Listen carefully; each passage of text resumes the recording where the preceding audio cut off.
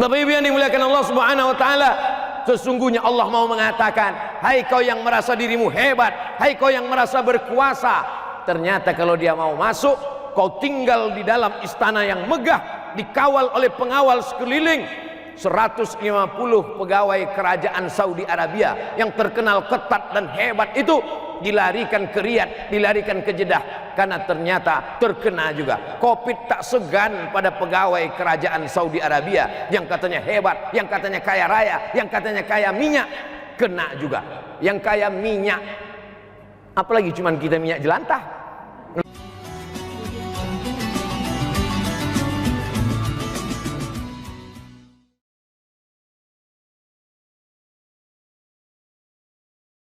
Bismillahirrahmanirrahim. Assalamualaikum warahmatullahi wabarakatuh. Alhamdulillah wassalatu wassalamu ala Rasulillah wa ala alihi wa sahbihi wa man tabi'ahu wa mawalah. Yang sama-sama kita hormati Bapak Bupati Kabupaten Bintan, selanjutnya Bapak Sekda, Bapak Dandim, Bapak Kapolres, Bapak Ibu anggota DPRD Kabupaten Bintan, lalu kemudian Bapak Kajari Pengadilan Agama, kemudian Ibu Ketua Tim Penggerak PKK. Itu saya hafal semua karena saya lihat coretan Pak Bupati. Yang besar tak dihimbau gelar, yang kecil tak disebut nama, yang besar tak dihimbau gelar. Insyaallah hadirin hadirat, encik-encik, puan-puan, tuan-tuan, jemputan majelis yang hadir di tempat ini maupun yang mengikuti melalui radio dan streaming, semuanya dimuliakan Allah Subhanahu wa taala. Mohon maaf Pak Bupati, bapak-bapak, ibu-ibu, saya berdiri. Sebetulnya saya mau duduk juga seperti Pak Bupati tadi, tapi nampaknya ini memang jam-jam genting. Perut kenyang, kata orang Melayu, tegang urat perut, kendur urat mata. Bukan saya menyindir Bapak Ibu, yang mengantuk itu bukan Bapak, saya mengantuk. Karena udah masuk tadi gonggong satu piring. Ada pepatahnya itu, Kepulauan Riau menggonggong, Ustadz Somad tetap berlalu. Disinilah cuman gonggong yang halal, yang lain haram. Bapak Ibu yang dimuliakan Allah Subhanahu wa taala, kalau ada anak lajang 2 orang ingin meminang anak gadis, yang satu PNS, yang satu pengusaha walaupun sukses, tapi besar kemungkinan yang akan diterima itu jadi menantu adalah yang PNS. Betul apa tidak? Kenapa begitu? Karena yang pengusaha ini tak ada jaminan.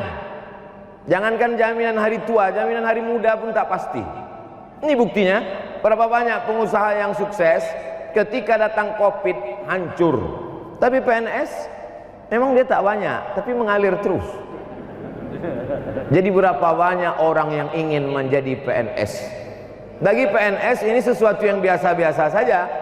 Tapi cobalah tanya kepada orang yang ikut tes ujian PNS dan tak lulus-lulus, betapa nikmatnya jadi PNS itu. Ini jangan-jangan Ustadz Somad ini termasuk PNS yang tak lulus. Saya PNS yang lulus 11 tahun jadi PNS dan keluar dari PNS. Walaupun PNS itu adalah cita-cita tertinggi, PNS itu adalah setiap anak Indonesia, setiap emak-emak di Indonesia ingin anaknya jadi PNS. Dan saya jadi PNS itu karena doa almarhumah emak saya. Begitu emak saya meninggal, saya pun keluar dari PNS. Bapak Ibu yang dimuliakan Allah Subhanahu wa taala, kita tidak menganggap sesuatu itu sebagai nikmat kalau kita tidak membandingkannya dengan orang lain. Dan kita tidak akan pernah mensyukuri nikmat kalau kita tidak menganggapnya sebagai nikmat.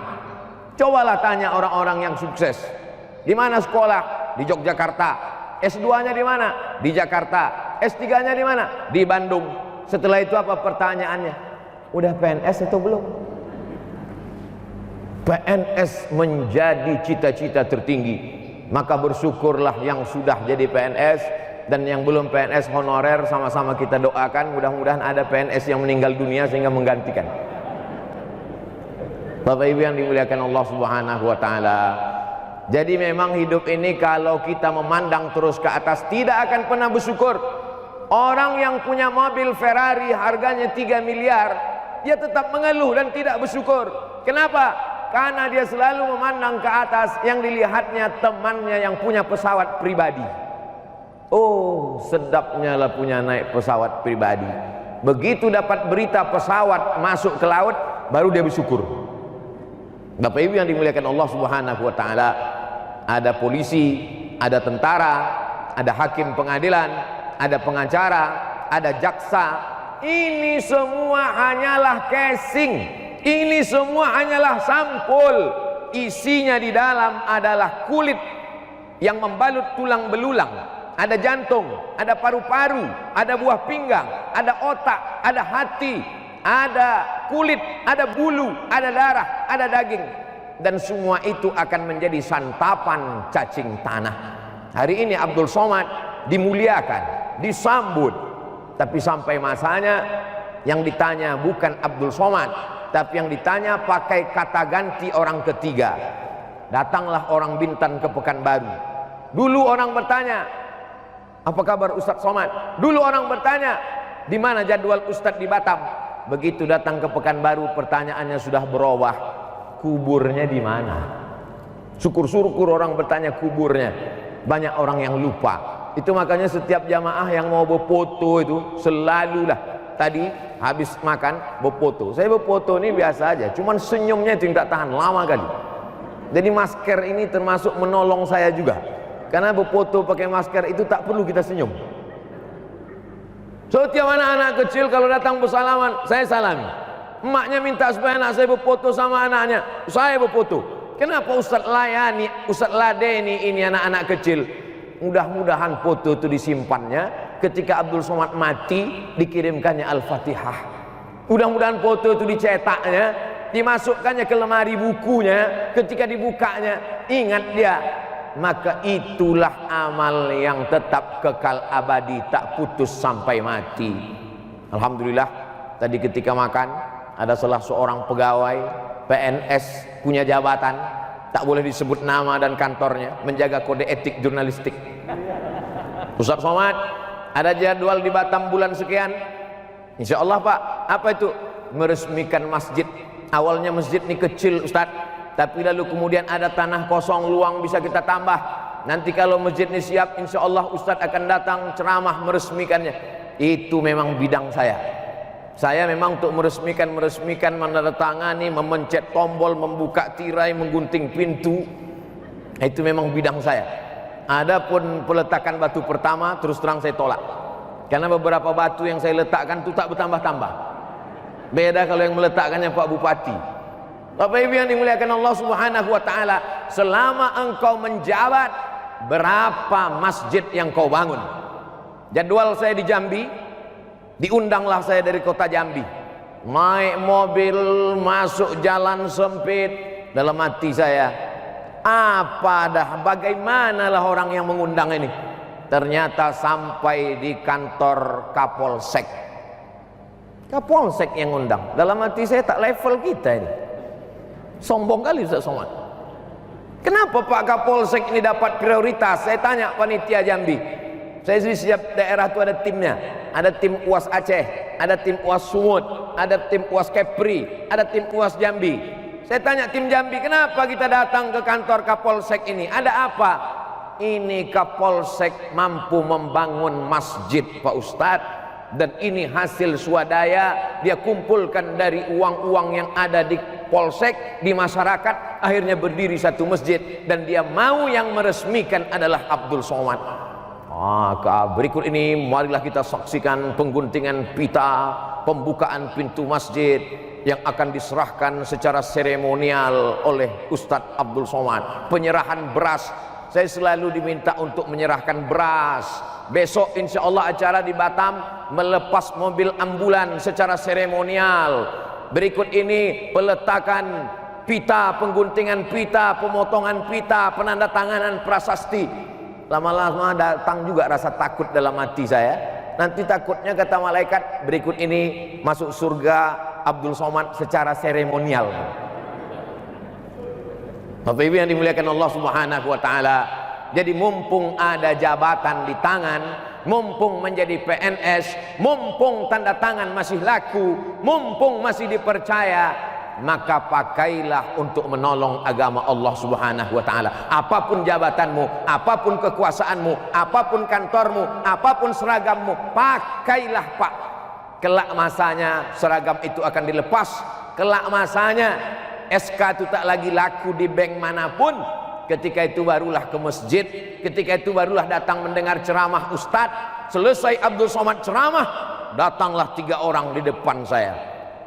Ustadz Somad, ya Pak, apa yang bisa kami lakukan untuk Islam? Saya tanya, Bapak kerja di mana? Kami baru pensiun Pak Ustadz. Istighfar aja lah Pak.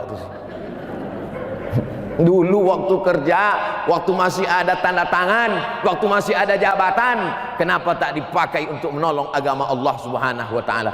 Makanya saya begitu disampaikan oleh tim UAS Kepri, Ustadz Somad, nanti jadwal kita ke Kabupaten Bintan, nanti Ustadz ceramah di depan Pak Bupati, anggota DPRD, di depan kepala dinas, kepala badan, kepala kantor yang berkepala dan tak berkepala ikut datang. Inilah tepat betul. Kenapa? Supaya nanti ketika mati saya dibangkitkan di padang mahsyar, ditanya oleh malaikat, "Hai Abdul Somad, sudah kau sampaikan kepada anggota dewan, bupati, sekda, kepala dinas, kepala badan, kepala kantor, kajari, hakim?" Sudah kusampaikan ya Allah. Ada mereka amalkan? Aku tak tahu ya Allah. Yang jelas sudah kusampaikan, innama anta munzir, engkau hanya pemberi peringatan saja hai Abdul Somad, lasta alaihim bimusaitir, engkau tidak punya kuasa untuk memaksa orang lain. Saya tak ada jabatan, saya tak ada kekuasaan, saya hanya menyampaikan, dan saya selalu sampaikan ceramah di mana-mana. Ustadz Abdul Somad sejak lahir sudah disetting untuk menjadi ustadz. Karena dulu waktu almarhumah emak saya mengandung saya dalam perutnya, sakit-sakitan saya, diperiksa oleh dokter, kata dokter ini janinnya ini udah mati di dalam, mau dioperasi, mau dikeluarkan dari dalam perut. Lalu kemudian dibawa kepada seorang kiai ulama, Tuan Guru, Tuan Syekh Muhammad Ali namanya. Datang ke Tuan Syekh Muhammad Ali, bacalah surat Ali Imran ayat 35 sampai 37. Inna 35 sampai 37, Rabbi inni nazartu laka ma fi batni muharraran fataqabbal minni innaka antas samiul alim. Ya Allah, jadikanlah anak yang ada dalam perutku ini nanti kalau dia lahir akan menjadi muharrar. Almarhumah emak ini tak tahu entah apa arti ayat itu, karena dia orang kampung tak sekolah, dibacanya saja, percaya saja sama kiai, percaya saja sama ustadz, dibacanya pagi, petang, siang, malam. Akhirnya lama-lama sehat, berdetak berdenyut jantungnya. Akhirnya anak ini lahir, dimasukkan sekolah agama. Setelah itu saya sekolah pesantren baru, dia tanya, dulu waktu aku mengandungkan engkau, kata Tuan Syekh Kiai Tok Guru disuruhnya baca surat ini, Rabbi inni nazartu laka ma fi batni muharraran fataqabbal minni innaka antas samiul alim. Apa cerita ayat ini? Mak, ayat ini bercerita tentang Imran. Imran ini punya istri namanya Hannah. Hannah ini lama tak punya anak. Lalu kemudian dia bernazar, ya Allah, kalau aku punya anak, maka anak yang kukandung ini aku berniat dia menjadi muharrar. Muharrar itu artinya menjadi pelayan Tuhan, menjadi penolong agama Allah. Makanya selalu saya katakan di mana-mana, saya akan menjadi ustadz sampai mati. Insya Allah dengan pernyataan ini calon gubernur, calon presiden tak akan takut dia kalau saya mencalonkan diri. Karena saya katakan saya akan menjadi ustadz, menjadi guru agama, menjadi guru bangsa. Tidak tersekat di kampus, tidak tersekat di kelas. Kalau hanya di kelas cuma 30 orang yang saya ajar di kelas itu. Saya keluar PNS bukan karena saya melanggar peraturan. Saya keluar PNS bukan karena saya nakal. Universitas Islam Negeri Sultan Syarif Kasim, mahasiswanya 30.000 orang. Kalau Bapak Ibu tak percaya, datang nanti ke Riau, hitung sendiri. Dosennya lebih kurang 600 sampai 700 orang zaman saya mengajar dulu. Dan di Fakultas Usuluddin itu dosennya 50 orang. Dosen pertama yang menyerahkan laporan BKD, beban kinerja dosen setiap semester, Abdul Somad. Kenapa Ustaz tahu? Saya tengok nama saya pertama di situ. Melaporkan 4 laporan sebagai dosen. Pertama, mengajar. Kedua, penelitian. Yang ketiga, penunjang. Yang keempat, pengabdian masyarakat. Mengajar, masuk saya 12 SKS. Penelitian, buku saya Setiap semester saya menulis buku. 37 masalah populer, 99 tanya jawab sholat, 66 tanya jawab umroh, 35 lupa pula, 33 masalah kurban, 30 masalah Ramadan. Sengaja saya buat pakai angka-angka. Ini pun sekaligus iklan juga yang mau membeli buku. Oh, jualan buku rupanya Ustaz Somad. Di-download gratis dalam bentuk PDF. Tulis saja di situ, buku Abdul Somad, klik enter, langsung dapat. Apa Ustaz Somad mengiklankan bukunya? Saya cari di internet, tak ada bisa dibuka. Bukan salah internet, paket kau habis. Bapak Ibu yang dimuliakan Allah Subhanahu wa taala, apalah yang Ustaz cari jadi ustaz ini? Ceramah 3 hari di Kepulauan Riau, di Bintan, balik ke Batam, nanti balik ke Pekanbaru. Setelah itu nanti masuk ke pedalaman Mentawai, Sumatera Barat, di kepulauan, pulau juga dia. Lalu kemudian Ustaz pergi nanti ke Medan, pergi ke Aceh, sampai ke Papua. Yang dicari itu tidak ada apa-apa. Yang dicari itu adalah supaya sampailah dakwah ini kepada umat, dan syukur-syukur mereka mau beramal. Kalaulah dengan ceramah ini ada di antara bapak ibu yang mendengarkan ceramah saya ini, lalu kemudian setelah pulang dia berikrar dalam hatinya, aku akan membangun masjid, aku akan membuat musola, aku akan membuat rumah Quran, maka saya mendapatkan limpahan pahala amal jariah. Saya mau beramal jariah tak ada kekuasaan, saya mau beramal jariah tak ada harta, saya mau beramal jariah menghafal Quran saya tak hafal. Dulu memang waktu di Al-Azhar ada wajib hafalan Quran setahun 2 juz. 4 tahun saya di Al-Azhar 8 juz. Tapi sekarang banyak tak bersisa lagi. Tinggal di hotel menengok orang pakai rok pendek hilang 2 juz. Naik pesawat hilang 4 juz. Ini tinggal kulhu aja lagi. Bapak Ibu yang dimuliakan Allah Subhanahu wa taala, maka inilah salah satu amal jariah. Saya sampaikan ke kantor bupati, ke kantor wali kota, ke kantor gubernur. Lalu kemudian ada pula satu wali kota, saya support. Lalu kemudian duduk dia menjadi wali kota. Kalau saya ceramah di satu daerah, habis ceramah tabligh akbar pulang selesai.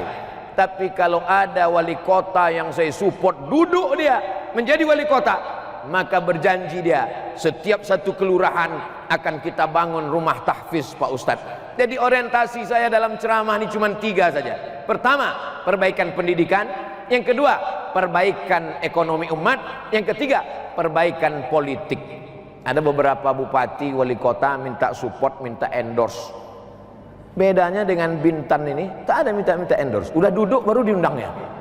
Ini pula dia hebatnya. Mudah-mudahan kita doakan panjang umur, sehat badan, dijadikan amanah ini sebagai amal soleh insya Allah. Amin.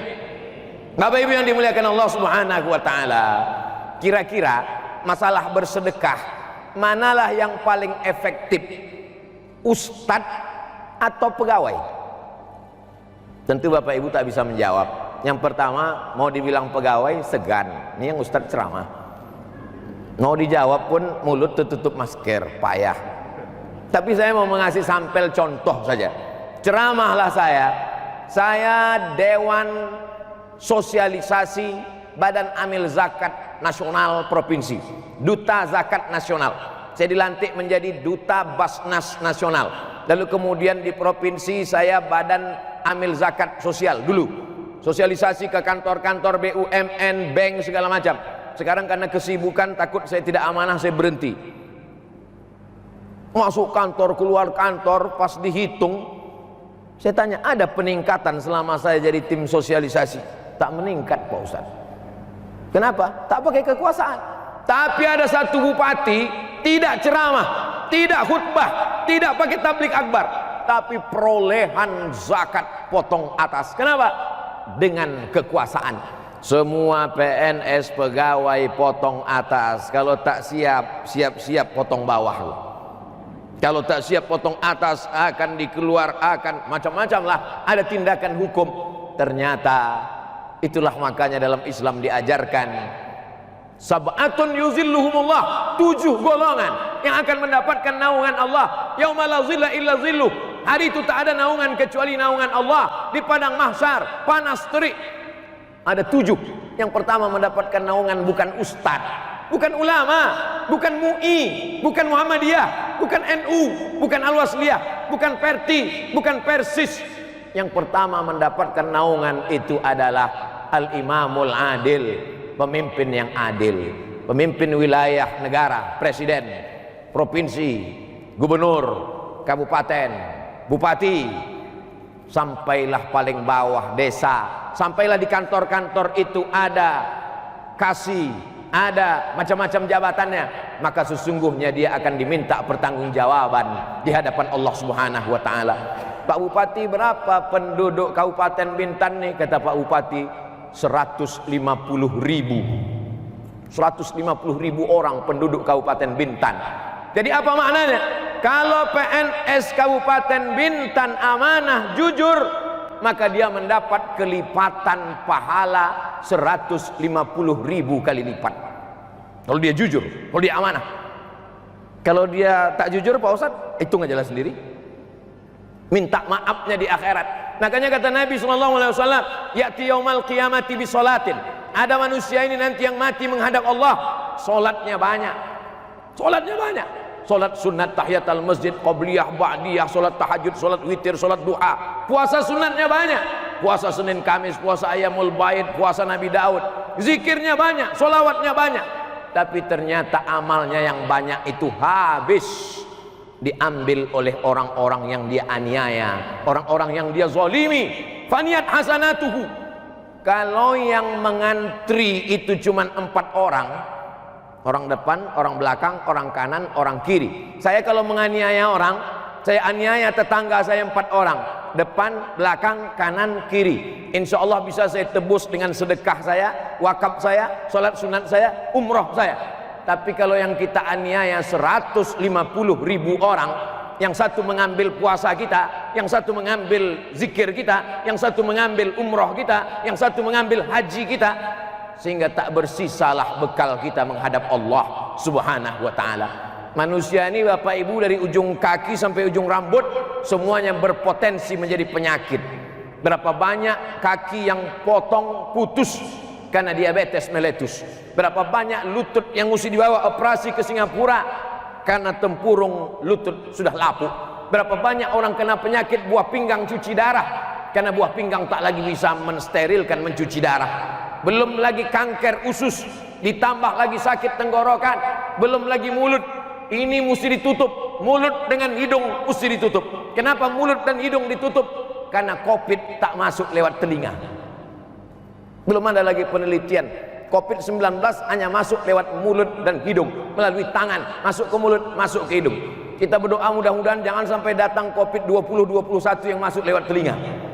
Sampai hari ini dinyatakan COVID tidak sampai bisa terbang. COVID tak bisa terbang sendiri. Jadi sebetulnya secara hukum, maka orang yang ada di kepulauan ini selamat. Kenapa? Karena COVID tak bisa terbang dan COVID tak bisa berenang. Lalu kenapa COVID bisa datang ke Bintan? Dibawa oleh orang yang datang kemari dari zona hitam dan zona merah. Datang orang Jakarta kemari, datang orang Bandung kemari, datang orang Surabaya kemari. Orang Pekanbaru tidak, karena sudah antigen. Bapak Ibu yang dimuliakan Allah Subhanahu wa taala. Artinya apa? Kita amat sangat berpotensi untuk sakit dan mati. Makanya banyak manusia stres. Sebetulnya penyakit itu tidak beberapa berbahaya, tapi yang berbahaya dia adalah ketakutan yang luar biasa. Yang diserangnya sebetulnya bukan fisiknya, mentalnya sudah kena duluan. Berapa banyak orang yang batuk-batuk sedikit, yang aku sudah kena COVID ini. Tapi saya tetap mengikuti 3M, menjaga jarak, mencuci tangan, memakai masker.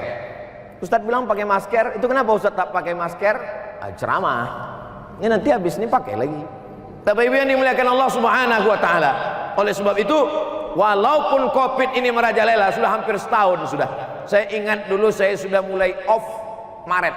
Pulang saya dari Solo, sejak itu saya off tak ceramah. Maret, April, Mei, Juni, Juli, Agustus. 6 bulan saya tidak ceramah, tidak keluar kota, hanya webinar online saja. Keluar pertama kali Agustus, pergi saya ke Medan. Sampai di Medan masuk hotel, saya tengok ada timbangan. Saya pun naik ke atas, saya tengok timbangan saya 56 kilo. Ternyata 6 bulan saya di rumah itu bertambah 6 kilo. Apa maknanya? Bahwa ada satu sisi positifnya, ada satu sisi negatifnya. Dengan adanya Covid ini Bapak Ibu terlatih menjadi guru. 80% wali murid minta kepada guru kepala sekolah supaya pendidikan minta tatap muka. Kenapa? Saking kan sudah tak tahannya lagi Bapak Ibu jadi guru, meminta supaya anak-anak ini masuk kelas. Jadi dengan ini kita tahulah rupanya susah mereka mendidik anak-anak kita. Tahulah kita bahwa sebenarnya guru itu bukanlah pegawai, bukanlah orang laundry yang kita kasih duit untuk mencuci baju yang kotor, tapi mereka adalah sahabat kita, supaya sama-sama anak kita itu selamat, supaya mereka bisa menghafal Quran, supaya mereka bisa takut kepada Allah Subhanahu wa ta'ala. Jadi Covid ini juga menunjukkan ternyata negara yang katanya adidaya, Amerika tak berdaya. Malaysia yang hebat, Singapura tutup pintu, tak boleh masuk sama sekali. Jadi satu sisi dia adalah musibah besar, tapi di sisi lain adalah dia juga menyadarkan manusia ada makhluk yang tak nampak oleh mata. Dalam Quran dikatakan, innallaha la yastahi ayatriba masalam ma ba'udatan. Allah tak malu menciptakan makhluk sebesar nyamuk, fama fauqaha, walaupun lebih kecil daripada nyamuk. Nyamuk masih nampak lagi, dia tak nampak. Covid itu tak nampak. Itu yang nampak kita macam rambutan yang dibuat di baleho-baleho itu sudah dibesarkan dengan hiper teleskop berpuluh ratus kali barulah nampak dia. Beberapa bulan yang lalu ada yang mengirimkan video pendek WA ke saya. Inilah Covid pada asal muasalnya, tak nampak, lalu mulai nampak, makin besar, makin besar, makin besar. Yang terakhir, inilah yang Anda tunggu-tunggu. Dikirimnya gambar rambutan. Bapak Ibu yang dimuliakan Allah Subhanahu wa taala, sesungguhnya Allah mau mengatakan, hai kau yang merasa dirimu hebat, hai kau yang merasa berkuasa, ternyata kalau dia mau masuk, kau tinggal di dalam istana yang megah, dikawal oleh pengawal sekeliling. 150 pegawai kerajaan Saudi Arabia yang terkenal ketat dan hebat itu dilarikan ke Riyadh, dilarikan ke Jeddah, karena ternyata terkena juga. Covid tak segan pada pegawai kerajaan Saudi Arabia yang katanya hebat, yang katanya kaya raya, yang katanya kaya minyak, kena juga. Yang kaya minyak, apalagi cuman kita minyak jelantah. Oleh sebab itu Bapak Ibu yang dimuliakan Allah Subhanahu wa taala, kalau Bapak Ibu hari ini masih sehat, maka jagalah kesehatan, tetap cuci tangan. Saya tadi begitu sampai langsung, cuman orang Bintan ini lebih lembut dengan Ustadz daripada orang tempat lain. Di sini Ustadz Somad cek dulu suhu, diceknya tangan saya ditembak. Tempat lain langsung ke kening aja tuh. Entah karena saya jalan sama Pak Bupati tadi agak. Habis itu cuci tangan. Di tempat lain cuci tangan dulu baru makan. Di sini enggak. Habis makan cuci tangan sekali lagi. Hand sanitizer. Habis itu menjaga jarak. Hanya boleh 100 orang saja. Tidak apa-apa. Ustadz Somad, Ustadz kan biasanya tablik akbar. Saya jadwal rutin ke Bintan ini setahun sekali. Tahun lalu kita masih bisa tablik akbar. Limpah ruah masyarakat di tanah lapang. Tak terpikir tahun itu, karena waktu itu Covid masih di Wuhan lagi. Rupanya sampai juga dia ke Bintan tahun ini. Ustadz Somad, nanti Ustadz ceramah orang tak ramai, hanya 100 orang saja. Pak Bupati, Pak Panitia, saya ini ceramah dengan kamera berdua pun selalu. Di TV itu mana ada orang? Asal udah dihidupkan mereka, berdua aja saya sama kamera aja. Hai jamaah dimanapun berada, kita berjumpa lagi. Kadang senyum, kadang ketawa, kadang menangis. Maka hari ini masih ada 100 orang, masih alhamdulillah. Andai 100 orang ini pun tak ada, tinggal saya sama kamera, saya lanjutkan juga. Bapak Ibu yang dimuliakan Allah Subhanahu wa taala, maka tidak ada alasan untuk tidak bersemangat. Kenapa? Karena kalau kita mati menghadap Allah, yang kita bawa bekal hanyalah amal-amal soleh itu saja. Ketika bapak masuk ke kantor, ibu masuk ke kantor jam 8 pagi, pulang jam 4 sore, 9, 10, 11, 12, 1, 2, 3, 4, maka selama 8 jam ini bernilai ibadah. Ibadah tidak hanya dibatasi pada sholat duha. Makanya kadang kita ada urusan di kantor, mengantrilah panjang. Kenapa panjang ini? Mohon maaf Pak, pegawainya sedang sholat duha. Dianggapnya sholat duha ibadah. Mengurus orang banyak tidak ibadah. Dianggapnya baca yasin ibadah. Mengurus masyarakat tidak ibadah. Maka sesungguhnya sholat duha ibadah. Baca sholawat ibadah. Baca yasin ibadah. Tapi juga mengurus orang banyak juga ibadah. Tapi jangan gara-gara ceramah saya ini dibalik.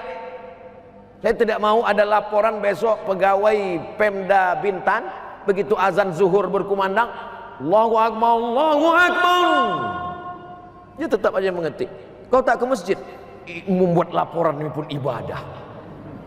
Ada ibadah mahdah, subuh, zuhur, asar, maghrib, isya, zakat, puasa, zikir, baca Quran, itu ibadah mahdah, pure, murni ibadah. Tapi ada perbuatan kalau dibawa nama Allah dia bernilai ibadah.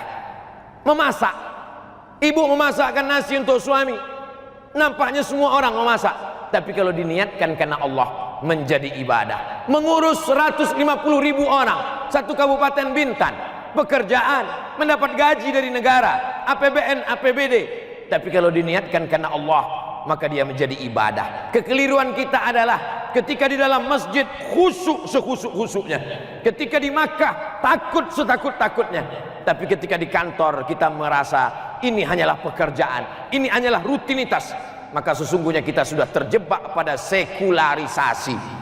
Islam dibatasi hanya pada 3: saat lahir akikah, saat nikah walimah, saat mati takziah. Hanya itu sajalah ibadah, akikah, walimah, takziah. Padahal segala tindak tanduk perbuatan kita ini adalah ibadah. Kalau bapak begitu semangatnya sholat duha, maka semangat juga masuk kantor. Kalau ibu begitu sholat takut bergerak, segatal apapun kulit takut menggaru, begitu jugalah takutnya saat bekerja. Kenapa? Karena setiap hembusan nafas akan diminta tanggung jawab di hadapan Allah Subhanahu wa taala. Tak ada satupun yang bisa di antara kita ini mempertanggungjawabkan kedipan mata, bisikan telinga, lintasan hati, lintasan pikiran. Maka semuanya mesti kita robah. Aku berangkat ini karena ibadah. Yang kucari adalah ridha Allah. Mudahkan urusan orang. Jangan lagi kita berprinsip kalau bisa dipersulit, kenapa dipermudah? Man yassara an mu'sirin, siapa yang memudahkan urusan orang, yassarallahu anhu yaumal qiyamah, dimudahkan Allah pula urusannya pada hari kiamat. Alhamdulillah, program-program yang dilakukan di Kabupaten Bintan, secanting beras ketika datang banjir bandang, kesulitan masyarakat, secanting beras inilah yang menyelamatkan. Akhirnya orang bisa masak. Sekarang saya dengar ada pula lagi program baru bahwa orang-orang tua yang tidak mampu, usia 60 ke atas, yang di total jumlahnya sekitar 10.000 orang akan diberikan BLT bantuan. Maka sesungguhnya ajaran Islam mengajarkan ada namanya zakat produktif. Pedagang yang dia hanya buat gorengan dipikul, maka dibuatkan dia dorongan, diberikan dia sepeda motor, bisa dia berkeliling. Ini produktif. Tapi ada zakat itu yang bersifat konsumtif. Janda tua, apapun tak bisa lagi, suami sudah meninggal, anak-anak pun mati, hidup sebatang kara, maka dia diberikan konsumtif. Dalam agamanya disebut dengan zakat konsumtif. Maka uang negara dipakai dalam bentuk BLT untuk usia lanjut, untuk orang yang tak bisa lagi mencari nafkah. Maka ini adalah salah satu bentuk memudahkan urusan orang.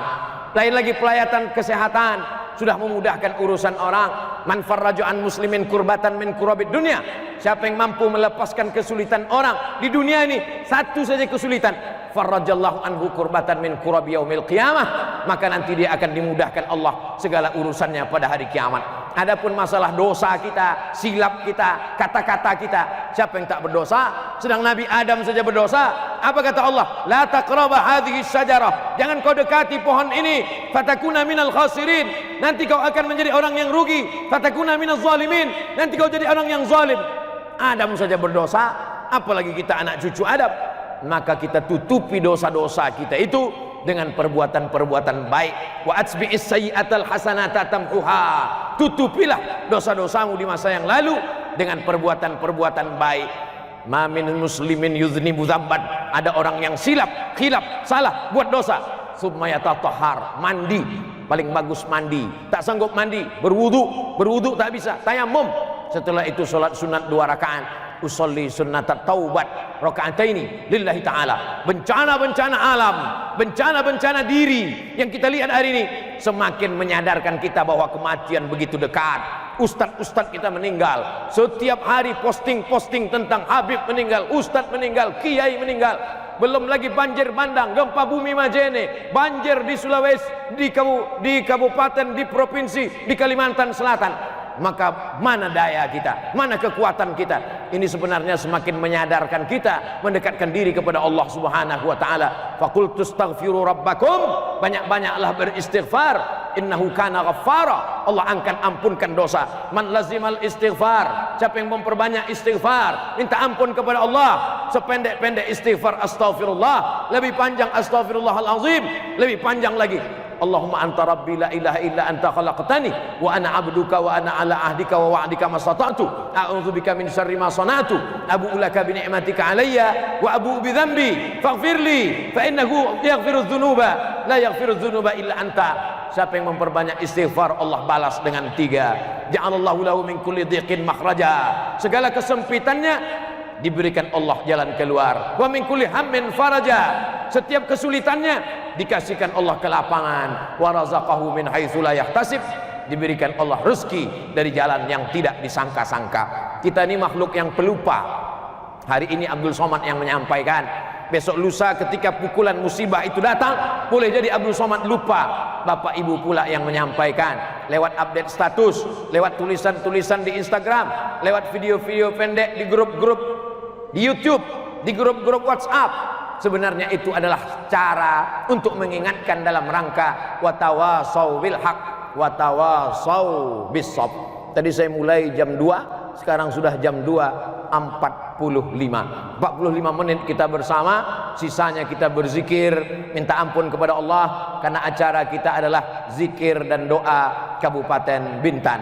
15 menit ini kita manfaatkan untuk berzikir dan berdoa kepada Allah Subhanahu wa taala. Astaghfirullahalazim, astaghfirullahalazim, astaghfirullahalazim, alladzi la ilaha illa huwal hayyul qayyum wa atubu ilaih. La ilaha illallah wahdahu la syarika lah, lahul mulku wa lahul hamdu, yuhyi wa yumit wa huwa ala kulli syai'in qadir. La ilaha illallah, tiada Tuhan selain Allah, wahdahu la syarikalah, hanya Dia saja, tak ada sekutu baginya. Lahul mulku, Dia yang punya kekuasaan, walahul hamdu, Dia yang layak dipuja dan dipuji. Yuhyi, Dia menghidupkan, wa yumit, Dia yang mematikan, wa huwa ala kulli syai'in qadir, Dia maha kuasa atas segala sesuatu. Bismillahirrahmanirrahim. Alhamdulillahi rabbil alamin. Arrahmanir rahim. Maliki yaumiddin. Iyyaka na'budu wa iyyaka nasta'in. Ihdinas siratal mustaqim. Siratal ladzina an'amta 'alaihim ghairil maghdubi 'alaihim waladdallin. Amin. Adab berdoa dahului dengan Fatihah, karena Fatihah itu tadi yang pembuka. Fatihah membuka pintu-pintu langit. Fatihah membuka segala kesulitan. Hadiahkan Fatihah kepada Nabi Muhammad SAW. Hadiahkan Fatihah kepada almarhumah ayah dan ibu. Bacakan Fatihah untuk anak-anak. Anak-anak yang masih hidup, bacakan Fatihah untuk ruhnya, supaya dibukakan Allah pintu hatinya belajar, supaya dijauhkan Allah dia dari maksiat. Sahabat Nabi membacakan Al-Fatihah berkali-kali, lalu dibacakannya kepada orang yang tersengat binatang kalajengking ular. Fatihah dibacakan sahabat berkali-kali, dibacakan ke air untuk orang yang kerasukan setan, dibacakan Al-Fatihah berkali-kali untuk orang yang gila. Begitu riwayat dari hadis sahabat Nabi. Bismillahirrahmanirrahim. Qul huwallahu ahad, Allahus samad, lam yalid wa lam yulad wa lam yakul lahu kufuwan ahad. Qul huwallah dibaca 3 kali, karena kata Nabi, innaha la ta'dilu sulusal Quran. Qul huwallah itu sepertiga Quran, dibaca 3 kali sama seperti khatam Quran. Bismillahirrahmanirrahim. Qul huwallahu ahad, Allahus samad, lam yalid wa lam yulad wa lam yakul lahu kufuwan ahad. Bismillahirrahmanirrahim. Qul huwallahu ahad, Allahus samad, lam yalid wa lam yulad wa lam yakul lahu kufuwan ahad. Suatu ketika Nabi Muhammad SAW disihir, disantet, black magic. Tiba-tiba datang Jibril alaihissalam. Hai Muhammad, rambutmu dicuri oleh orang Yahudi, diikat dalam 11 simpul tali, lalu kemudian simpul tali itu dimasukkan ke dalam sumur. Maka datanglah sahabat Nabi menyelam ke dalam sumur, diambilnya 11 simpul tali itu. Maka 11 simpul tali yang dibuat oleh orang sihir Yahudi, dibacakan 11 ayat, terbukalah simpul-simpul itu. Adapun 11 ayat itu adalah Bismillahirrahmanirrahim. Qul a'udzu birabbil falaq min syarri ma khalaq, wa min syarri ghasiqin idza waqab, wa min syarri naffatsati fil 'uqad, wa min syarri hasidin idza hasad. Bismillahirrahmanirrahim. Qul a'udzu birabbin nas, malikin nas, ilahin nas, min syarril waswasil khannas, alladzi yuwaswisu fi sudurin nas, minal jinnati wan nas. Itulah 11 ayat. Dibaca pagi, dibaca petang, dibaca mau tidur malam, dibaca waktu malam tahajud. Baik, paling tidak sehari semalam kita baca. Pagi sekali habis sholat subuh, petang sekali habis sholat asar. Kalau tak bisa habis sholat maghrib, tak bisa maghrib habis sholat isya, tak bisa sholat isya mau tidur malam, tak bisa juga waktu mau tidur malam, malam pas tahajud, tahajud juga tak bisa, mati aja lah. Setelah itu barulah kita baca pangkal Al-Baqarah, ayat kursi dan ujung Al-Baqarah. Pangkal Al-Baqarah 6 ayat.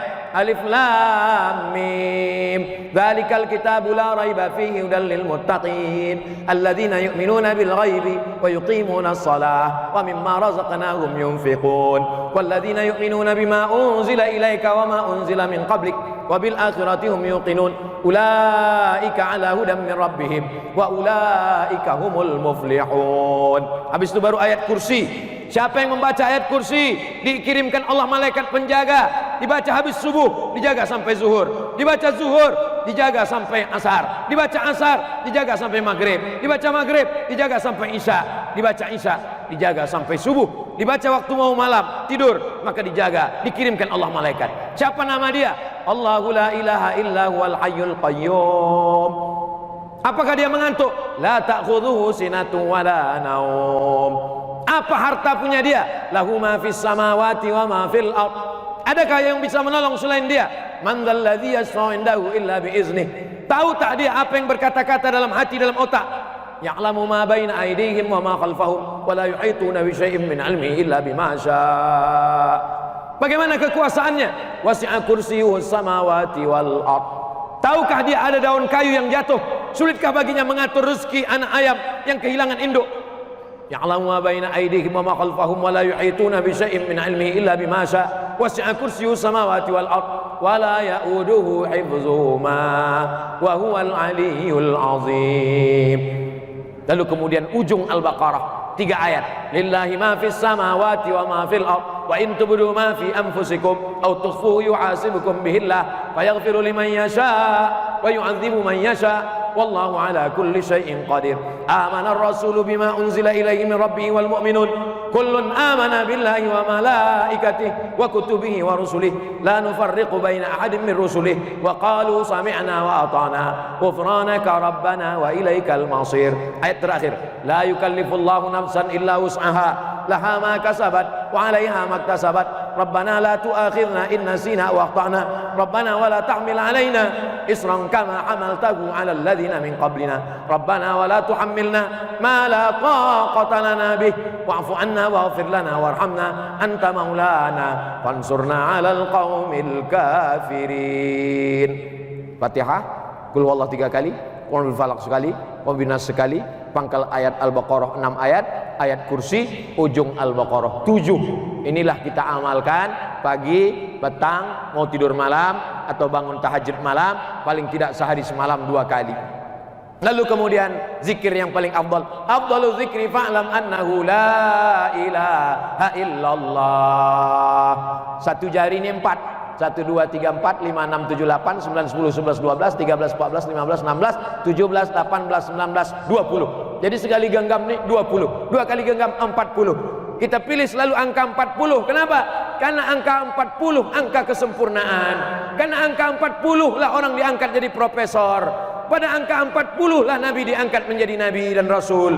Maka la ilaha illallah 40. La ilaha illallah, la ilaha illallah, la ilaha illallah, la ilaha illallah, la ilaha illallah, la ilaha illallah, la ilaha illallah, la ilaha illallah, la ilaha illallah, la ilaha illallah, la ilaha illallah, la ilaha illallah, la ilaha illallah, la ilaha illallah, la ilaha illallah, la ilaha illallah, la ilaha illallah, la ilaha illallah, la ilaha illallah, la ilaha illallah. Genggam yang kedua, la ilaha illallah, la ilaha illallah, la ilaha illallah, la ilaha illallah, la ilaha illallah, la ilaha illallah, la ilaha illallah, la ilaha illallah, la ilaha illallah, la ilaha illallah, la ilaha illallah, la ilaha illallah, la ilaha illallah, la ilaha illallah, la ilaha illallah, la ilaha illallah, la ilaha illallah, la ilaha illallah, la ilaha illallah. 2 kali genggam 40. Lalu kemudian setelah itu kita katakan kalimatu haqqin 'alaiha nahya, dengan la ilaha illallah kita hidup, wa 'alaiha namutu, dengan la ilaha illallah kita mati, wa biha nub'atsu, dengan la ilaha illallah juga nanti kita akan dibangkitkan di padang mahsyar, dengan la ilaha illallah juga kita akan masuk surga bersama Nabi Muhammad sallallahu alaihi wasallam. Tapi doa tak akan sampai kalau tidak dengan solawat dan salam kepada Nabi. Innallaha wa malaikatahu yusalluna 'alan nabi. Allah dan malaikat berselawat kepada Nabi. Ya ayyuhalladzina amanu, hai orang beriman, sallu alaihi, berselawat kepada Nabi. Wasallimu, ucapkan salam. Bagaimana cara mengucapkan salam? Assalamu alayka ya Rasulullah, assalamu alayka ya Nabi Allah, assalamu alayka ya khaira khalqillah. Kalau tak bisa macam-macam, satu salam saja.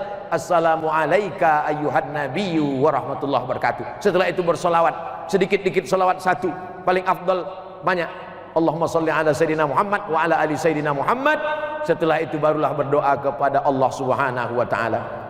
A'udzubillahi minasyaitonirrajim. Bismillahirrahmanirrahim. Alhamdulillahirabbil alamin, wassalatu wassalamu ala asyrafil anbiya'i wal mursalin sayyidina wa maulana Muhammadin wa ala alihi wa sahbihi ajma'in. Rabbana 'alaika tawakkalna, kepada Engkau kami bertawakal ya Allah. Wa ilaika anabna, kepada Engkau kami berserah diri ya Allah. Wa ilaikal masir, kepada Engkau kami semua akan kembali ya Allah. Tubna ilaik, kami taubat kepadamu atas segala dosa-dosa silap salah kami.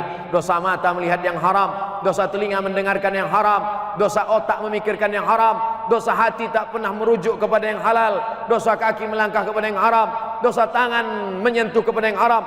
Maka ampunkan segala perbuatan kami ya Allah. Rabbana ighfir lana dzunubana, ampunkan dosa kami, wali abaina, ayah kami, wali ummahatina, emak kami, wali azwajina, pasangan hidup kami, wali dzurriyyatina, anak cucu keturunan kami, wali zu'amaina, pemimpin-pemimpin kami yang saleh, wali ikhwanina, saudara-saudara kami, alladzina sabaquna bil iman, yang sudah mendahului kami dengan iman. Allahumma ja'al abna'ana wa banatina minas salihin was salihat, jadikan anak-anak kami anak-anak yang saleh dan salihah, min huffazil Quran wal hafizat, jadikan mereka para penghafal Quran ya Allah, minal mujahidina fi sabilika, jadikan mereka orang yang menolong agamamu dengan harta dan nyawa yang kau titipkan di badan mereka ya Allah. Wahfazna min kulli su' wa syarr, jaga kami, jaga anak-anak kami, jaga kawan-kawan kami, jaga sahabat-sahabat kami dari segala perbuatan maksiat. Allahumma ja'al hadzal balada baladan aminan mutmainnan ya'tihi rizquhu min kulli makan. Jadikanlah Kabupaten Bintan, jadikan Kepulauan Riau, jadikan negara kesatuan Republik Indonesia baldatun thayyibatun wa rabbun ghafur, negeri yang aman, damai, terbuka pintu rezeki dari segala penjuru. Allahumma dafa'an al-ghala wal waba wal fahsya wal riba wal zina was suyuf al mukhtalifa was syada'id wal. Jadikanlah Indonesia ini negeri yang aman, selamat dari malapetaka, bencana, riba, zina, narkoba, perbuatan keji dan mungkar. Allahumma anzilir rahmata wassalamata wal barakata, turunkanlah keselamatan, kerahmatan, keberkahan ala hazihil jamaah, kepada jamaah yang hadir ini dan kepada jamaah yang mengikuti program kami pada siang petang ini ya Allah. Rabbana taqabbal minna, terima amal kami, innaka antas samiul alim, engkau maha mendengar lagi maha mengetahui. Wa tub alaina, terima taubat kami, innaka antat tawwabur rahim, engkau sajalah penerima taubat ya Allah. Allahumma rzuqnal istiqamata ala syariatil gharra, berikan kami istiqamah dalam hidup ini ya Allah. Ustadz kami, habib kami, buya kami, tuan guru kami masih muda, lebih muda daripada kami, sudah mendahului kami. Kami masih kau berikan hidup karena kami belum layak menghadapi engkau karena dosa kami begitu banyak. Jadikan kami orang yang mengisi usia kami ini dengan amal soleh ya Allah. Jadikan kami bertasbih, bertahmid, bertakbir, mengagungkanmu ya Allah. Allahumma ja'al akhira kalamina inda intihai ajalina, jadikan akhir kalam kami ketika ajal kami sampai, malaikat maut mencabut nyawa kami, yang keluar dari mulut kami la ilaha illallah Muhammadur Rasulullah.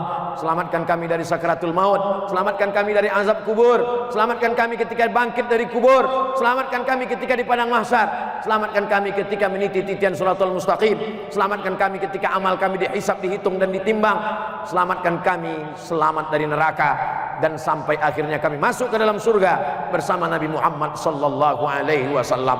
Rabbana atina fid dunya hasanah wa fil akhirati hasanah wa qina adzabannar. Wa sallallahu ala sayyidina wa maulana Muhammad wa ala alihi wa sahbihi wa sallam. Walhamdulillahi rabbil alamin. Taqabbalallahu minkum minna wa minkum taqabbal ya karim. Terima kasih segala perhatian. Mohon maaf segala kesilapan dan kekhilafan. Banyak tutur kata menyinggung perasaan tak berkenan di hati hamba Allah yang dhaif al-faqir Abdul Somad. Mohon maaf.